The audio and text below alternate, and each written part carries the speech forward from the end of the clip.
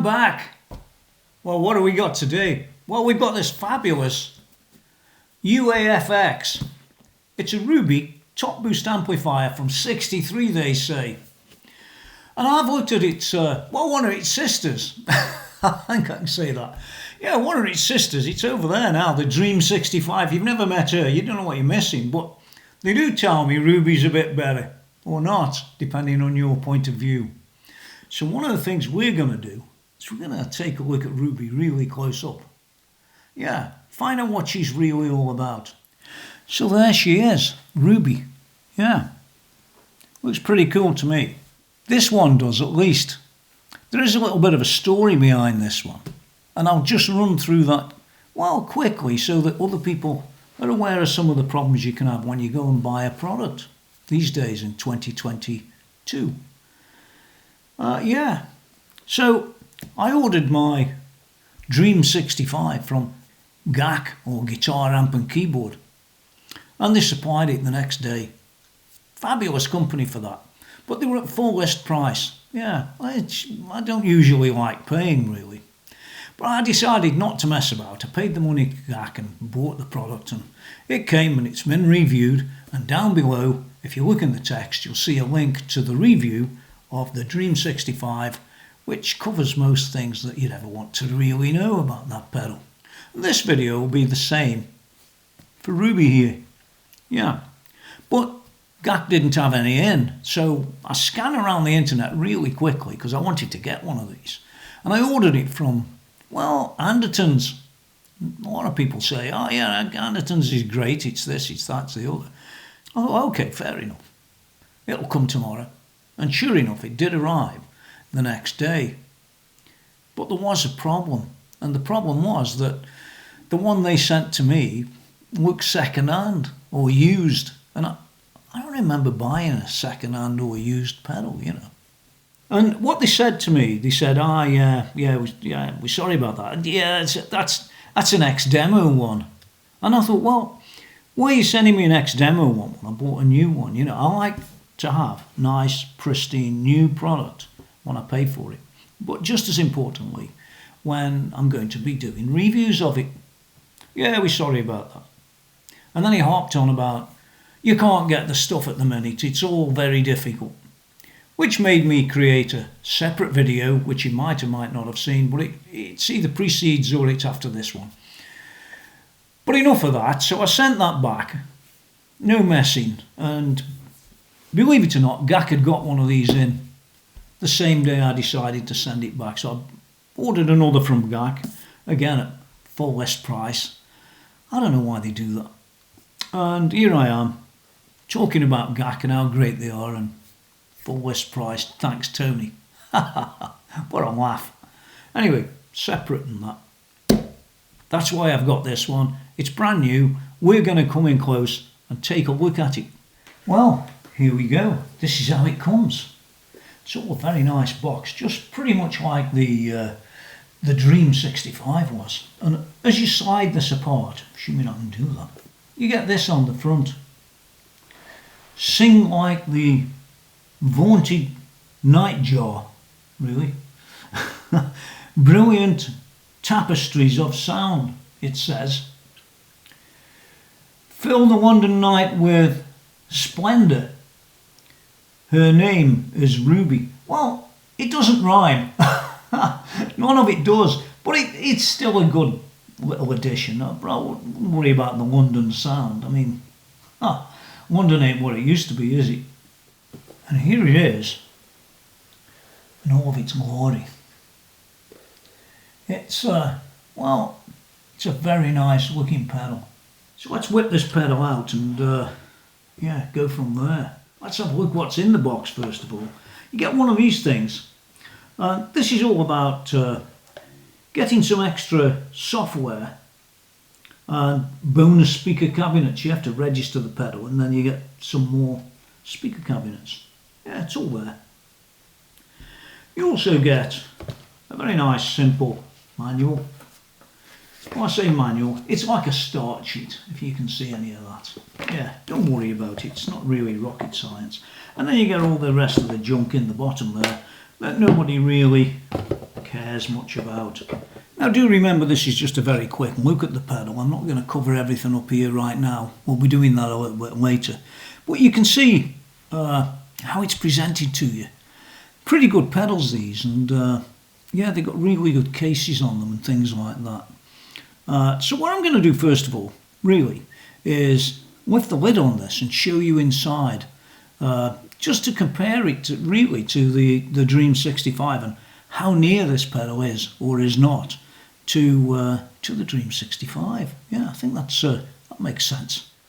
Okay, well, taking a quick look around this Ruby pedal, this UAFX Ruby pedal, it looks exceedingly, honestly, exceedingly like the Dream 65. Yeah, internally, it doesn't look a lot of difference. Although I haven't physically compared them, you know, as you would side by side. I will put a picture up on the screen of the other one, of the Dream 65, and you can have a look yourself, see what you think. And if I get enough room to put both of them up there, well, I will do. But you can see from looking at this that these chips and the general layout, well, it's pretty much identical to what was there in the Dream 65, and I suspect that in the third pedal of the series that it's probably similar too. It might even be a similar layout in those earlier ones. There's 3 earlier pedals, which are more effects pedals rather than amp simulated pedals. So I'll zoom in a little bit closer. I'm not going to spend all day on this because anybody who wants to really see, you know, the insides, well, I recommend you go and have a look at the Dream 65 because it's sort of very, very similar. Okay, well, there you go. There's the general layout. You'll notice, somebody pointed out to me on the Dream 65 that these inputs and outputs are like plastic mounted connectors. And they were questioning the strength of them and that sort of thing. Well, you could argue that they're plastic, and you could argue that, well, they're not going to be up to it and things like that. That's possible, but I think only time will really tell on that. And, you know, I doubt you pull these in and out every 5 minutes. Once they're set up, they tend to be set up. But, you know, it's just a view. Obviously, if you're using this thing in the studio, that might be another story. And I can agree with those sort of aspects. Looking at the chips, you'll find that they're pretty much identical, really. Looks like the main processor. This is like the memory chip that we showed on the previous unit. And yeah, it's all pretty much of a much. So I'm not going to really spend time on it, like I said. Except that you might want to go and have a look at the Dream 65, which is virtually the same board. It may not be exactly the same, of course, but there's the overview. Let's have a look at the top. Now, looking at the top of this one, again, it's very much like the other device where you've got your pots up here and your little switches and the rest mounted the other side of this board. You've got your 2 foot switches down there, which I'm pleased to say are the very same style that they were in the Dream 65, and changeable if you want to go and find some at some stage. So, all pretty good. I'm not going to harp on it with the quality because it's nigh on perfect, just as the Dream 65 was. And here we are around the back. We've got the usual things. It's very much similar, to be honest, as the Dream 65 was. We've got inputs this side, we've got outputs this side, we've got the 9-volt connector in the middle. There it is, minus centre, by the way, positive on the outside. We've got a USB-C connector, which I like to see as opposed to the old things.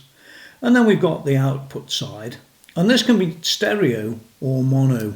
So mono, mono, stereo, stereo, depending on how you set this thing up. And you can set it up to be connected to 2 pedals, 3 pedals, and through the basically through the I/O of the amp at the back. You know, the loop. So not a lot to go at. You've also got down here this little light that says pair. It's nothing to do with fruit, no. It's to do with, basically, this allows your Bluetooth to connect to this pedal so that you can control it from a Bluetooth device. I personally don't recommend wasting your time with a cell phone because it's tiny often. I tend to use an iPad and they work much better than the little skimpy little thing that you have that you call an iPhone, for example. Once again, there's nothing particularly special round here, except that it's a 9 volts DC 400 milliamp isolated power supply. It's negative center, and by the way, you heard right, on the Dream 95 and on the Ruby 63 they do not come with the power supply. You have to go and buy one. They've also got all the regulations across the bottom here, such as FCC, CE, don't know that one, don't know some of these, but you then got a ROSH compliance and a this and a that and a the other. So it all looks good, and I do know that down on their website you can actually go and download some of these documents, which I commend them for that. I'm not going to harp on about my serial number. I'm more interested in these little tiny lettering across the bottom, and it says there, designed in California and made in Malaysia. So it's a Far Eastern type of product that is designed elsewhere, designed in America. Often is the case. Lots of products designed in America and made in the Far East. And if you look at my other recent video about, you know, the music sector and why it's as it is today with all these massive problems, and it covers many other sectors too, I might add, then you might want to watch that video because it does give you good indications of some of the problems that are going on. Well, here we are on the top, and a lot of it's self-explanatory, of course it is, but let's run through as best I can on a simple video like this, and you know, name names, so to speak. Well, here's the first one. We'll name this one. This is basically it's the input gain adjuster. It's a volume control. Yeah, what do you want? What do you want for your money? This is a cut, and this one really reduces high frequencies. Pretty obvious what it does. And then you've got an output one. Well, that's the overall volume control on the unit, as you might expect. Yeah. Moving along to these bottom three, I think, first of all. We'll come back to these in a minute. This bottom one here, the bass, reduces the tone stack, low frequencies. You know what it does. It's bass. It's what it says. And the treble, well, reduces the treble. The high frequencies. It's pretty boring, there's that. And then, of course, you've got the boost, which you had on the Dream 65 as well, of course. And that boosts the amount that you want to give it some stick with. If you turn this all the way down, it turns the boost off. Pretty boring, really, right? Down here at the bottom, this is the on switch that toggles the amp on and off, and it has a little light that comes on there. And yeah, but it only comes on when that one's chosen, which is pretty obvious. This side, this is like a preset switch. Indeed, it says on. Okay, well, I'll move the pedal around a little bit so you can see these little pink things on the top. Well, they tell you they're Ruby, but I know we're better than that. Yeah, so this one at the top says room. This one in the middle says speed. And this one says intensity, right? So those are the alternates that you can get on those three knobs when you do other things, and we're going to go through the other things right now. So let's go through these three switches. These are what matter. Right? Well, they do matter. They do make a pretty big difference, really. So this first one all relates to speakers.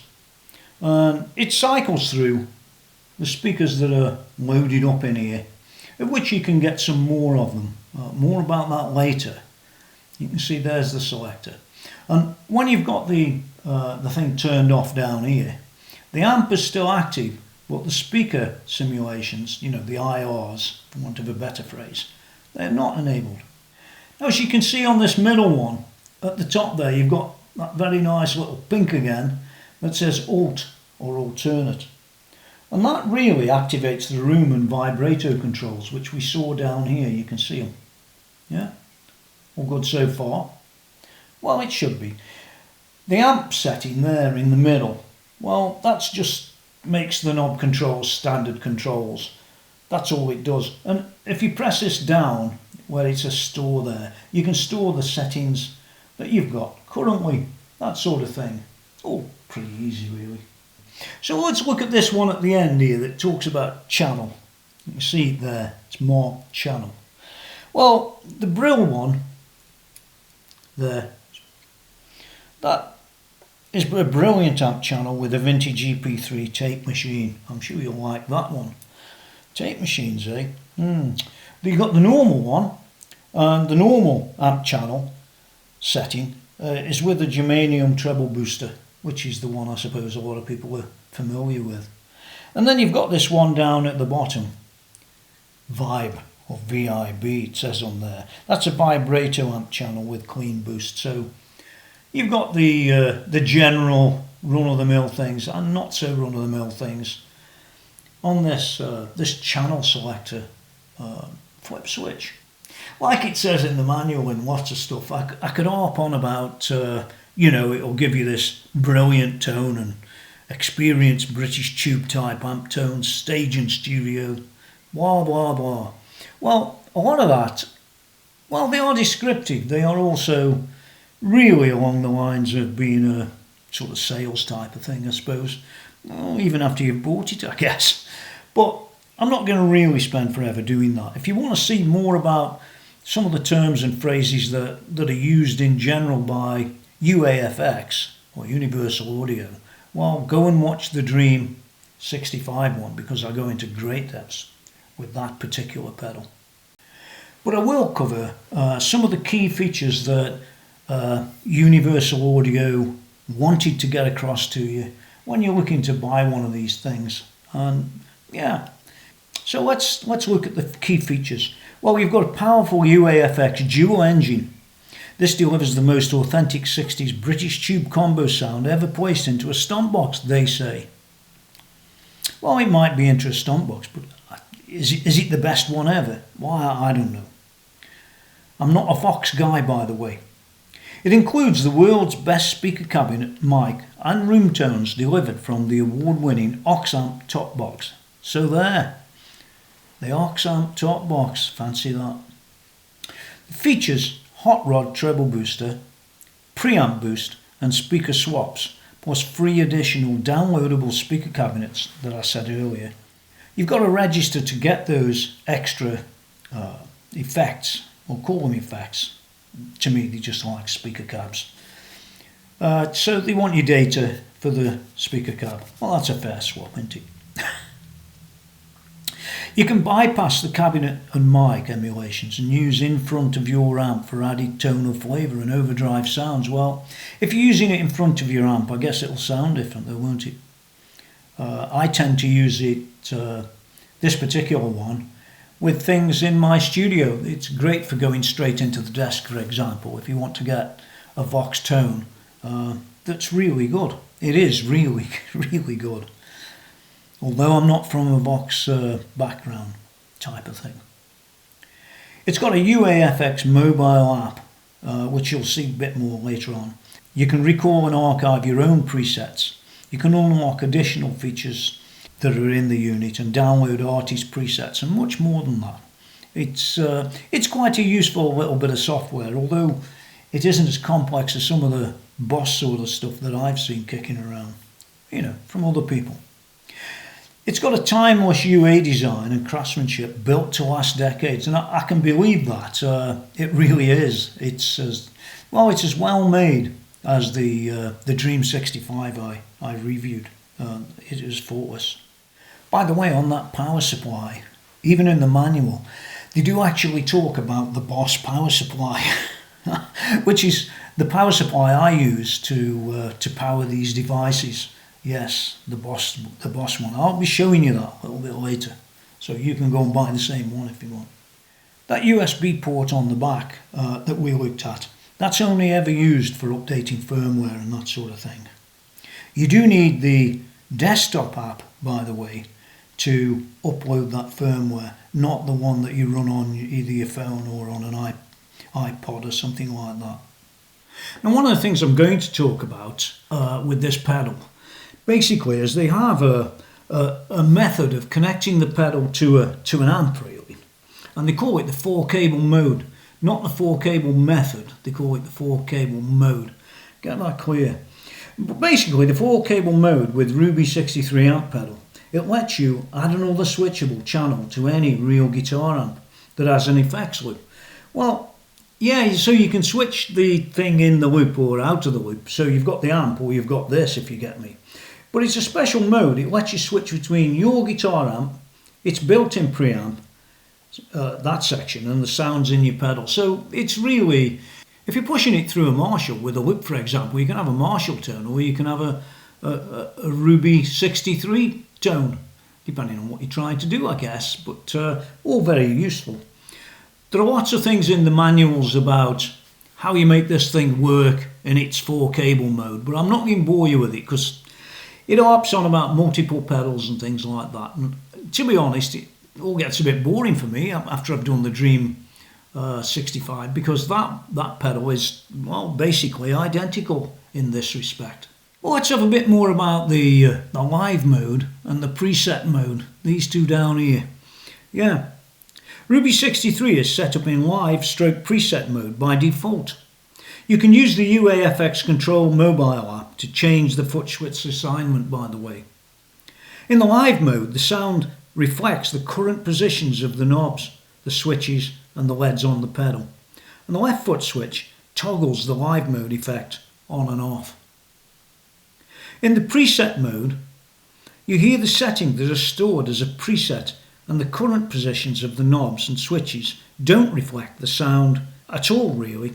Instead, all knobs and switch positions are internally set to their stored positions, and the right foot switch toggles the preset effect on and off.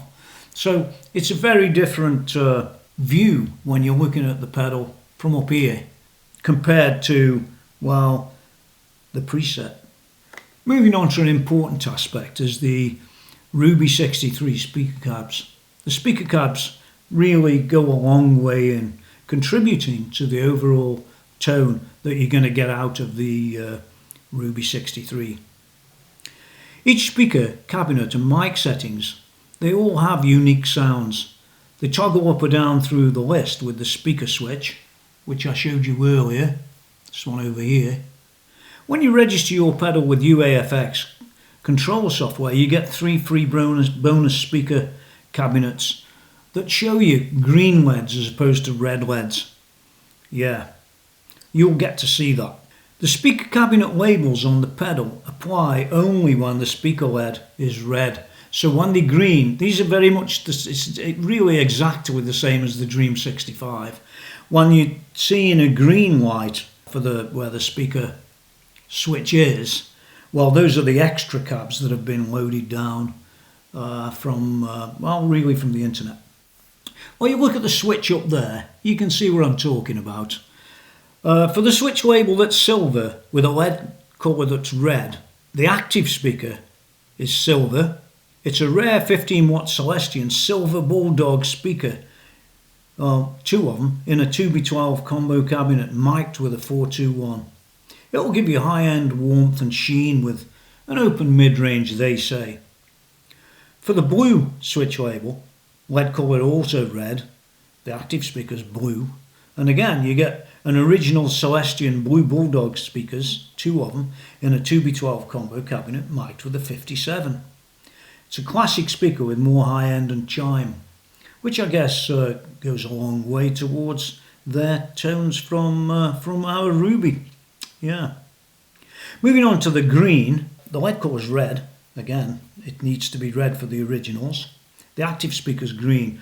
And this one will give you modern Celestion G12H's speakers, 2 of them, in a 2B12 combo cabinet, mic'd with a 160 ribbon mic. And that'll give you more mid-range honk. And tamer highs, thicker when used with distortion. Yeah, so bear that in mind. If we move down further to where we now talk about green leads. Yeah, the green leads as opposed to the red ones down here. Well, the first one's silver, it says silver, but with a green lead, it's actually a blue mod. And that is a 1B12 AC15 cabinet with Blue Bulldog speaker, mic'd with a 57 mic. It's brighter with more chime, clarity and jangle than vintage blue. Yeah. If we move the switch to blue, but with a green lead, this says match. That's the active speaker. It's a 2B12 matchless cabinet with two Celestion G12H's mic'd with a 57. It's more muscular, a modern take on the Ruby sound. Great with an overdrive or distortion pedal in front of the amp, which you can do. And the last one, the last green position, it says there, but with a green lead as opposed to a red lead. This is called Gold, and this is a 212 2-rock cab with Celestion Golds, mic'd with a 421 condenser mic. This has a narrower sound, mid-range forward, thicker with less highs, they say. And of course you can actually turn off the speaker simulation to use the pedal with a real amp and cab. I just want to come back to these for a second or two, all to do with the amp itself really. And we've got 3 bits there. We've got the Brilliant bit. The Brilliant channel is based on a 63 top boost amp. The circuit incorporates an extra tube for more gain and more treble. This channel has less headroom before breakup and more gain overall. Yeah, a bit more gain, that's what you want. Well, it's what I want, but you may not. The cut, bass and treble knobs, when you're in Brilliant mode, provide the EQ for the Brilliant channel. The vibrato circuit is disabled. When turning the alt mode knobs for speed or intensity, you'll see them there. The speaker LED blinks rapidly to indicate the knobs are active. The boost knob adds the input gain from an EP3 preamp. Turn this boost on at low setting to smooth out the sound of the Brilliant channel. So overall it's offering well, what you might really want from a Ruby 63 or a Vox. The normal setting over there is based on a 61 non-top boost amp. The amp features more headroom and lower overall gain than the top boost amp featured on the Brilliant channel. I guess I'll be on the Brilliant one a lot, but there you go. The cut knob provides the only EQ control for the normal channel, so there isn't really much in there. Bass and treble knobs don't change the sound. When turning the knobs for bass or treble, the speaker LED blinks rapidly to indicate the knobs are inactive. The vibrato circuit is also disabled when turning the alt mode knobs for speed or intensity. The speaker LED blinks rapidly to indicate the knobs are inactive, so if it's blinking rapidly, there's nothing going on with them knobs. The boost knob adds input gain from a germanium transistor-based treble booster circuit. This provides a signature mid-range boosted gain sound heard on countless records. And the channel normal takes pedals well. Try a bright overdrive or distortion pedal in front of it. And lastly, we've got the vibrato or vibe. You'll see it down there. The vibrato channel is based on a 63 top boost amp and is a uniquely voiced channel with its own set of inputs and a unique sound. The vibrato circuit is also active. The vibrato speed and depth controls are available in the alt mode. You'll see it. The cut knob provides the EQ for the normal channel. The bass and treble knobs also don't change the sound. The boost knob adds clean gain without added distortion. As you increase the boost level, mid-range and treble increase slightly and bass decreases slightly. It prevents flubby or mushy distortion. The vibrato sounds different depending on the intensity knob settings. It provides a harmonic tremolo type tone when set lower and more aggressive volume tremolo when set high. Well, that's tending to sum up the Ruby 63 and its basic sounds and that sort of thing, and what you do with all these switches. I mean, there is a fair number of them, and in combination it's quite a lot of them. But personally, I didn't find it really that difficult to use. Once you've used one of the pedals in this series, you'll find that they're all pretty sort of similar. In fact, they're almost identical, except for the tones, of course. Yeah, really weird that this pedal would be as it is. I don't know what to say about that, except that, well, maybe they made 3 pedals from one original. You could almost say that and just tweak all the other bits and pieces so you end up with this one's a Ruby and that one's a Dream and the other one's, it's a Woodrow or something like that. I haven't seen that one. Oh, and there's one thing, just while we're talking about the pedal and its settings and things like that, they do actually have a couple of, what shall I call them, template sheets. This one's for the effect control maps, and this one is for the effect recall sheets. Yeah, there they are. You can download them yourself, and best of luck to you with that. But they are a record of what you've been doing, and they could prove to be useful. Something like that on the Tri-Axis from Mesa Boogie many years ago, and I used them all the time. You can get yourself lost, so be warned. So what I'm going to do now is I'm going to connect up my iPad. It's over there. Well, it'll be over here in a minute, but I'm going to connect it up, register this thing, and pull in the necessary freebies. I think that matters, don't you? Well, it makes a lot of difference. And so then when we'll have a bit of a closer look at the, at the software. Yeah.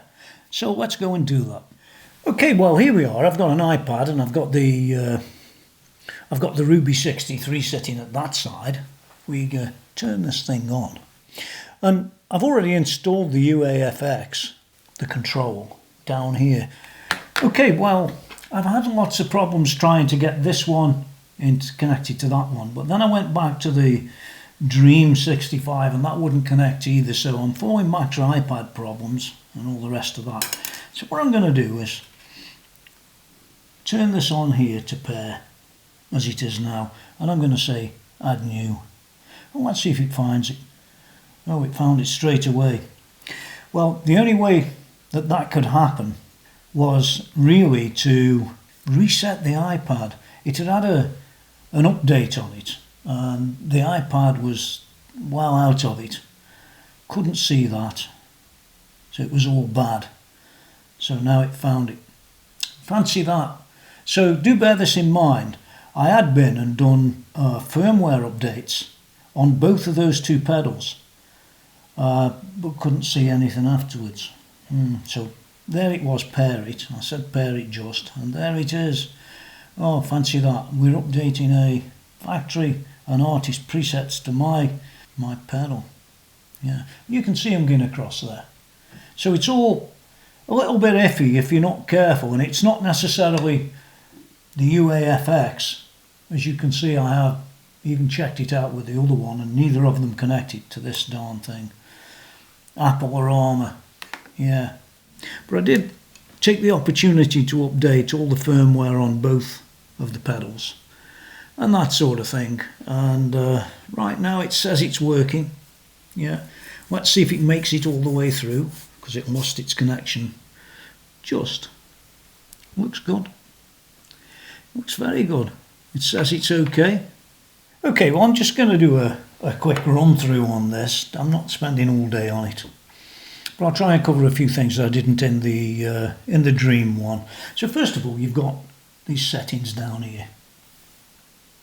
You can see you've got foot switch modes, and you can change those to whatever you want. There are a number of choices that I discussed earlier. I'm not going to change them, just leave it as it is. 4 cable modes off. This is where you'd change it. And I've got a backup I just did to just test the system. And there it was, backed up at this date. And you can do a restore and so on and so forth. I'm back in here to the user section where there isn't really anything at the moment. I've got a factory settings. Maybe they just go on there all day. But there's a few of them. There's not really as many on this as there was on the old tie your booster down. Oh my God. Listen, I'm not getting any more on that. Then we've got the artist ones. Well, we've got Tim Pierce, same guy again. David Ryan Harris, Jim James, Derek Wells, Jessica somebody or other, Peter Danish Pete, fancy him. They're all the same guys. who are actually on the Dream 65. Yeah. Oh, they can't get the guy from Queen in. Well, why not? He's not doing anything else, is he? And then we can go to favourites and we can add save your presets in there and all that sort of stuff. It is what it is. I suppose it works. And I could switch across to the other one if I wanted to. Okay, well, enough of that. I'm getting out of here. You've had enough too, haven't you? Well, there you have it. That's one way of looking at things, particularly if you're trying to connect the unit. Always have a look at the iPad or the phone. Yeah, there's the lesson. But I did upgrade the firmware on both devices that I currently have, and I think that helps. Yeah. So, what about quality of this thing? Well, its quality's perfect, and in reality, the Bluetooth, that wasn't really a problem of the unit itself. Oh, what can I say about that? Well, you have to look further, don't you? Okay, well, the software itself is pretty average to me. It doesn't do what some of the Boss stuff does, for example. But it's workable. And you can fob the stuff backwards and forwards until you go blue in the face and that sort of thing. Personally, I'd probably set my own settings up, store them, and thanks very much. Yeah, that would be one way of doing things. Yeah, when all's said and done, well, it's pretty much like the Dream 65. It's very good at what it does. I have heard it, but I'm no expert on a Vox, a Vox amp. I was never really, personally, a Vox fanatic, as some people are. I mean, some people think they're awesome. Well, they are in their own way. It depends whether you can use that style and that sound and that feel for your benefit. I mean, you ask the guy in Queen, he'll tell you how good they are. He's used the real Vox amp. Well, I think it's almost forever, isn't it? So what about warranty? That's always important on any pedal. You'll know yourself that if it's going to fail, it'll fail just outside warranty, won't it? They always do, don't they? Yeah, of course they do. And I think it isn't related to price either, is it? You can get really expensive stuff that fails or really cheap stuff that fails, or all the stuff in between that fails. It always fails. Unfortunately, I'll say that because I think it should do better than this. It's only got, from what I see, correct me if I'm wrong, but I don't think I am, it's only got a 1-year warranty. And for basically £350 here in the UK or $399 plus tax in America, it's not really a cheap pedal. Admittedly, it's not made cheaply, but I'd have expected a little bit better warranty on the unit.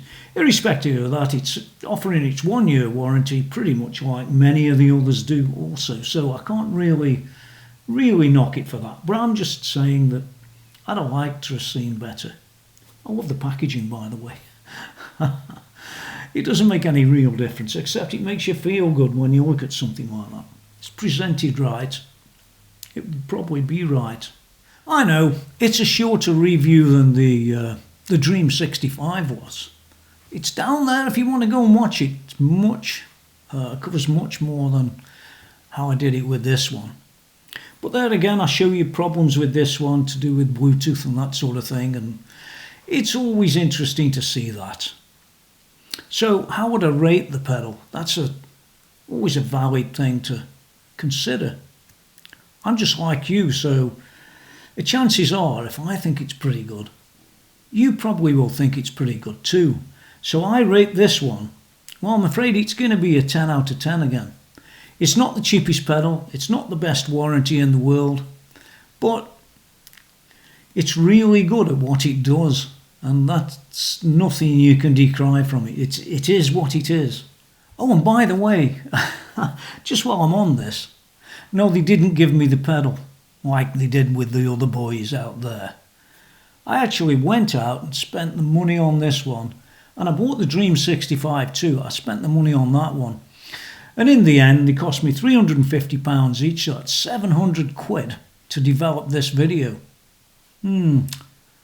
Ask yourself why. Well, I can tell you why. It's all very simple. It's because I wanted to make a genuine review. And that's why when you look at that thing there, you should go and subscribe. You should ring that bell. Do the thumbs up rubbish and click all when you ring your bell. And it helps my channel. What you've got to remember is, there goes 700 quid. And you could argue that, Tony, yeah, but you've got the pedals. Well, I have, but would I have bought them had I not going to be reviewing them? Well, maybe or maybe not. I mean, I'm surrounded by so much gear. They're not really at the top of my list. Having said that, the Dream 65 I thought was just awesome all round. This one's probably awesome all round, but I'm not a Vox guy. For me, it sounds like a Vox. But that's not for me. It could be for you though. If you're somebody who loves the Vox tones, I mean, a lot of famous guys have used them, then the chances are you'll probably like this pedal. But there's 3 to choose from, don't forget. I'm not buying the third one, but I did buy them so you could get a proper review, or as proper as I can give you. As I said, it gets a bit boring when I'm doing the second one, and the first one and the second one are very similar. So do check the Dream 65 out if you want to learn more about that. This pedal did prompt me to create another video that talks about technology and what's wrong with dealers and, well, the music industry in general these days, currently, as we're going through hell and back. It's worth watching, and a link to that one's down there again in the text. And if you think you know everything about everything, well, maybe you'll go down, watch it, and then you'll be able to post your comments, as long as they're not rude or nasty, down below on that video about what you think of the current situation regarding the music industry in total, really, except for the playing side of things, because that doesn't really change, except you can either play or you can't, so to speak, because the venues might be closed. Well, they're opening up again now, for what's left of them. So do consider going looking at that, and I'm always open to hearing what others have got to say and their opinions. Don't forget to go to www.tonymackenzie.com. Yeah, nice place to go if you've never been. Lots of stuff. And if you have been, well, thanks for going. Till next time, that's the Ruby 63. Hope you like it. I like a sister too, Dream 65. And until next time, get out of here.